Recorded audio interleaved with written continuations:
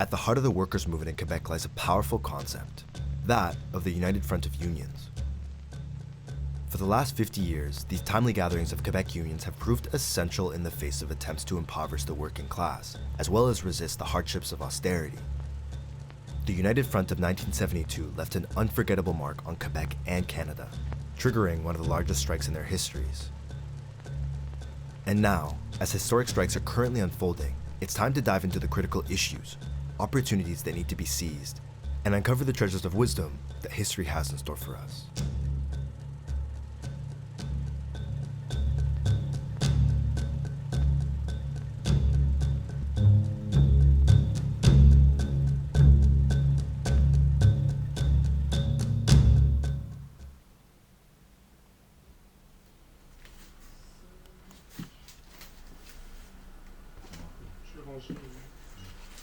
Il y avait une autre, il me semble. Là, il y a elle. L'autre aussi.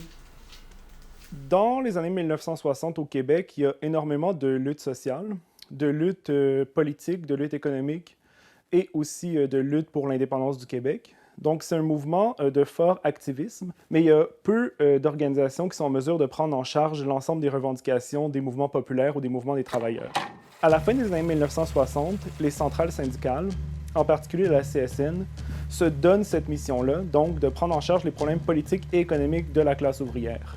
En particulier, la CSN, à partir de 1966, adopte des positions socialistes et elle considère que le syndicat il doit être en réalité le parti des travailleurs et que le syndicat doit se substituer à toute autre organisation des travailleurs. C'est dans ce contexte-là donc que les trois centrales forment le premier Front commun en janvier 1972 dans le but de négocier avec le gouvernement du Québec. So who are the main actors of this united front? On one side, three of Quebec's largest unions, the CSN, the FTQ, and the CEQ, representing around 210,000 public sector workers across Quebec. On the other side, Robert Bourassa's Liberal government, the province's largest employer, who represented the interests of a rapidly expanding corporate class in Quebec. Now, what's happening is much more than a simple wage dispute. It's a battle between the interests of different social classes, a fight for the control of the development of Quebecois society. 210 000 travailleurs de la fonction publique au Québec forment un front commun avec des exigences communes.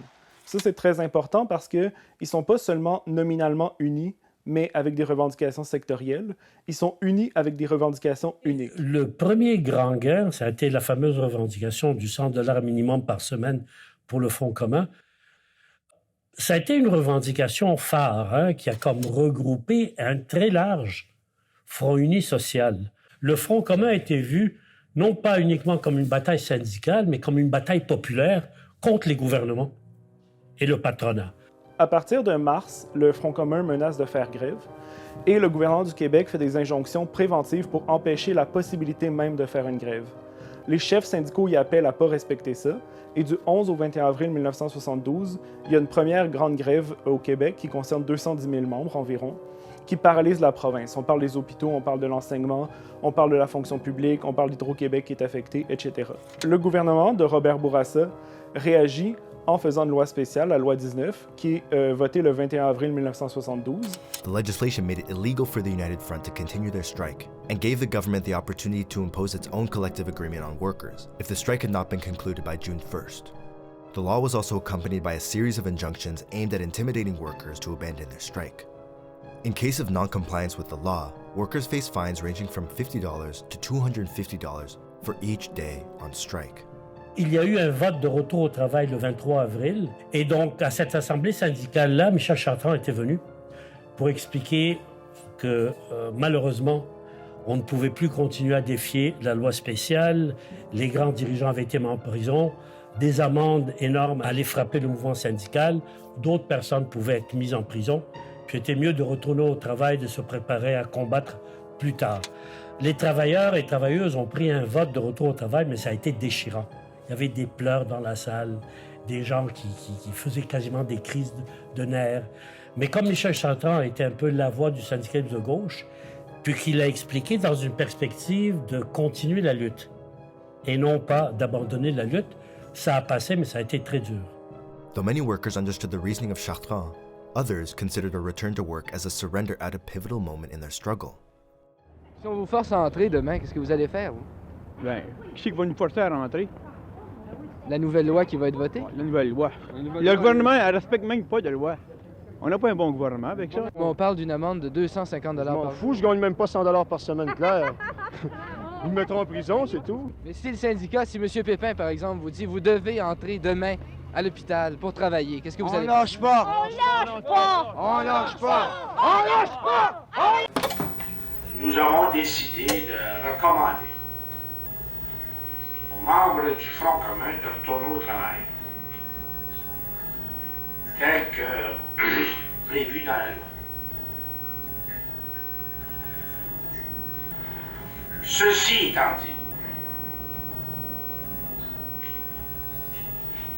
ce n'est pas la fin de cette lutte. Apparemment, ce gouvernement pourri n'accepte pas que des travailleurs se battent honnêtement, franchement. Le 8 mai, bien qu'absents, les trois leaders sont condamnés à 1 an de prison ferme pour avoir, selon les termes du jugement, incité les travailleurs à transgresser l'injonction émise en avril. La sévérité du jugement va secouer le monde syndical. The state thus throws the three major union leaders in jail following the special law coming into force, providing the reasoning that the leaders declared their intention to defy it even though they had ultimately asked their members to return to work a few days earlier. Their imprisonment was the last straw for many workers, who decided to take matters into their own hands. À partir du 11 mai 1972, tous les travailleurs, toutes les travailleuses du secteur public retombent en grève, dans une grève illégale et sauvage, mais ils sont aussi appuyés par les travailleurs-travailleuses du secteur privé. On ne sait pas exactement combien de personnes débraient à ce moment-là, mais on parle possiblement de plus de 300 000 personnes qui débraient à travers la province. L'ensemble de la province est bloqué. On voit des villes qui sont complètement paralysées, comme par exemple à Gatineau, à Saint-Jérôme, à Sainte-Thérèse. Une ville comme Montréal est extrêmement affectée, Québec aussi. La ville de Sept-Îles est ni plus ni moins occupée par les travailleurs qui jettent en dehors de la ville la police, qui bloquent les routes et qui instaurent un pouvoir ouvrier à Sept-Îles du 11 au 14 mai. This incendiary moment, although significant, doesn't last long. The occupation of workers in Sept-Îles ends violently when a man with anti-union sentiments runs his car into a crowd of striking workers, killing a young worker and injuring more than 40 people. In other regions of Quebec, conflicts break out within unions and between workers to decide whether to return to work or continue their strike.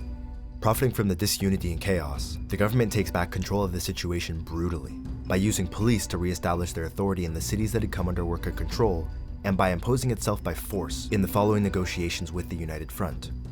Although the government seemed to have emerged victorious from the conflict, they were forced to offer significant concessions to the working class following the demonstration of collective force that was the general strike. Donc, il y a eu une sorte de révolte syndicale et ouvrière. Éventuellement, ça s'est calmé, mais ça a coloré le reste de la décennie. À partir de 1972 jusqu'à 81-82, le mouvement syndical québécois était très combatif, très militant. Les travailleurs, travailleuses étaient très mobilisés. Et je vous dirais, vers la fin de la décennie, le mouvement syndical québécois était peut-être un des plus militants dans tout l'Occident. Et ça, je vous dirais, ça a été un peu l'influence du Front commun pendant une dizaine d'années. CFQ, CSM, FTQ, tous les travailleurs ensemble. D'abord, le Front commun du secteur public obtient le 100 $ par semaine. Et en obtenant ça, ça crée une poussée vers le haut pour l'ensemble des salaires au Québec. Effectivement, si le plus gros employeur au Québec donne une très grosse augmentation de salaire à ses travailleurs-travailleuses, à terme, les autres employeurs sont obligés de suivre parce que sinon, ils vont perdre leur main-d'œuvre. Le fait d'avoir une stratégie politique commune et pas une stratégie uniquement économique et sectorielle, ça fait en sorte que les travailleurs-travailleuses ont une stratégie qui leur permet de vaincre l'État, de vaincre le plus gros employeur de la province et possiblement de vaincre d'autres employeurs. Although there were three united fronts in the decade following that of 72, none of them had either the scope or the gains of the former. Anti-strike legislation passed by the Bourassa government in 76, which affected a large part of the public sector, particularly nurses and teachers, took the wind out of the sails of the 76 United Front. In 79, the PQ government of René Lévesque adopts Law 62, another anti-strike legislation that forces the United Front to accept all the government's offers. Despite resistance to these laws, the United Front movement was constantly on the defensive after 72 and was never able to regain its original combative spirit. Quand le PQ a écrasé le mouvement syndical, ça a été un peu comme le président Reagan l'a fait aux États-Unis avec les aiguilleurs, ou comme Margaret Thatcher l'a fait avec les mineurs en Grande-Bretagne. C'est l'écrasement d'une lutte syndicale symbolique qui devient un peu la défaite de l'ensemble du mouvement. Mais jusque-là, ça avait été un mouvement excessivement combatif, radical, et le syndicalisme de combat était associé à une vision de gauche sociale, à une contestation du capitalisme, pas toujours des plus clairs, mais une volonté de dépasser le système.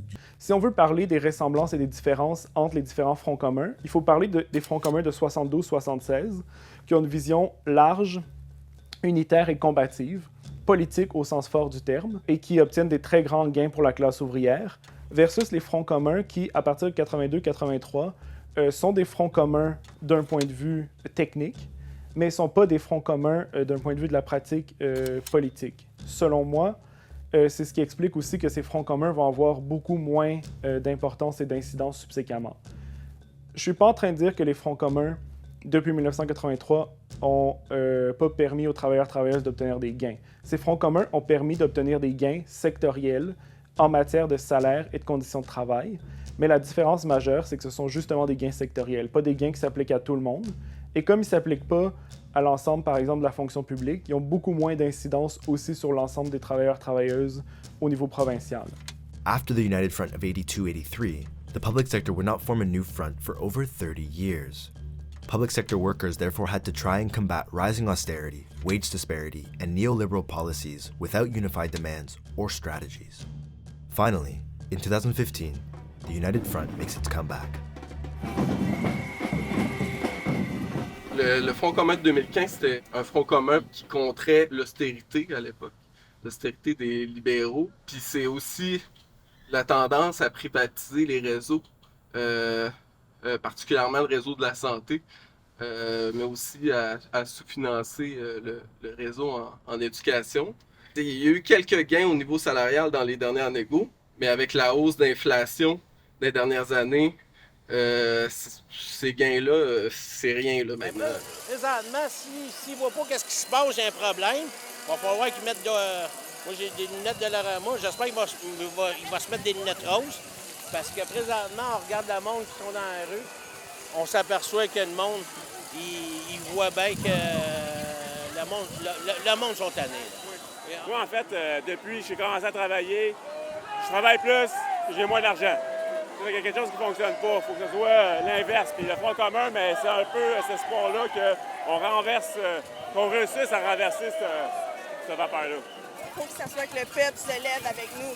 Parce qu'on peut parler, mais ça l'a éprouvé. Ça fait des années qu'on parle, on fait des manifs, il n'y a rien qui se fait. Si le peuple se lève avec nous, je suis sûr que là, le gouvernement va avoir peur. Ça va nous aider grandement. Mais si eux, ils ne se lèvent pas, j'ai l'impression des fois, on bute un mur. Who are the actors of the United Front today? On the workers' side, there are four main unions: the CSN, the FTQ, the CSQ, and the APTS, representing over 400,000 public sector workers. On the government side, there's the CAQ, headed by François Legault, a former businessman and CEO. Now, the interests of the Quebec government, regardless of its political position, essentially differ from those of the vast majority of the population in its role as the watchdog of the province's capitalist economy. But Legault's government is among the least subtle. His cabinet is composed of personalities like France-Hélène Duranceau, a former real estate agent who pushes policies that favor landlords in the midst of a housing crisis, and Pierre Fitzgibbon, Minister of Economic Development, who sees no conflict of interest in his pheasant hunting parties with a billionaire on a private island. Actuellement, il faut voir que le gouvernement de François Legault semble adopter une stratégie à la fois très malveillante, mais possiblement très fonctionnelle, effectivement, pour diviser la classe ouvrière et pour donner le moins possible de gains à la classe ouvrière. C'est-à-dire qu'il adopte une stratégie comme quoi il refuse de négocier avec la majorité des secteurs, puis ensuite il choisit un secteur avec lequel il négocie à la pièce, souvent le secteur dans lequel les gens sont les plus en colère. Mais il faut dire que les centrales syndicales ont laissé place à cette stratégie-là, puisqu'elles-mêmes, elles pensent en termes sectoriels et en termes uniquement salariaux. Si le gouvernement n'est pas confronté d'un point de vue politique et d'un point de vue global, il devient très facile pour lui de négocier de manière sectorielle et de ne rien changer d'un point de vue structurel. One of the CAC's initial offers and responses to the United Front was to put on the negotiating table a 9% salary increase over 5 years. They claim that this increase would allow workers to catch up with inflation, but this goes against even their own statements on inflation, which they estimate at 16.4% between 2022 and 2027. What's more, public sector salaries are already well below inflation and the general cost of living, estimated at a deficit of 11.9%. Notre salaire réel, là, quand tu le compares avec l'inflation, est vraiment en baisse constante depuis au moins 30 ans. Donc, il y a beaucoup de rattrapage à faire. Donc, il faut avoir l'inflation, puis encore plus. C'est ça notre demande. Nous, nos revendications, c'est vraiment pour tous les corps d'emploi parce que tout le monde travaille dans le réseau public, puis tout le monde travaille à le faire fonctionner. Puis c'est important que tout le monde ait cette hausse-là et on ne veut pas entrer encore dans des divisions, dans des disparités. T'sais. C'est un peu le jeu du gouvernement en ce moment. L'idée, ce n'est pas de faire disparaître les tensions, parce que les tensions et les différences vont exister, mais c'est de pouvoir s'unir face au gouvernement sur une série de revendications communes et espérons une stratégie de lutte commune. Si tu travailles au public, généralement, c'est parce que tu y crois un peu. Mais ces gens-là, ils resteront pas là, si ça continue, même avec des conditions comme ça, parce que les gens sentent qu'ils sont pas reconnus dans leur travail. Ça fait 1 an que Legault a commencé son 2e mandat. Il a lancé 3 grandes réformes structurelles, l'une après l'autre, santé, éducation, Hydro-Québec, etc. Et c'est le moment clé de riposter, de freiner ces restructurations et de commencer à engranger une riposte populaire. Et je pense que le Front commun peut potentiellement faire ça. Et c'est pour ça, je pense qu'il va être crucial de développer une unité populaire large autour du Front commun cet automne. Si on voit ce qui s'en vient cet automne, il y a possible débrayage du Front commun à la fin octobre. Les groupes de logement sont en train d'organiser une manifestation puis un développement de la lutte contre le gouvernement sur la question du logement. Il y a les groupes de travailleurs immigrants, entre autres le CTI, qui veulent lancer une campagne pour la régularisation des travailleurs sans statut. Si tout ça peut converger cet automne, si on peut fédérer ces luttes-là, les faire converger contre la CAQ, ça peut être une base sociale énorme pour être capable de continuer la lutte, non seulement pendant les 2 prochaines années du mandat Legault, mais bâtir quelque chose de solide pour l'avenir.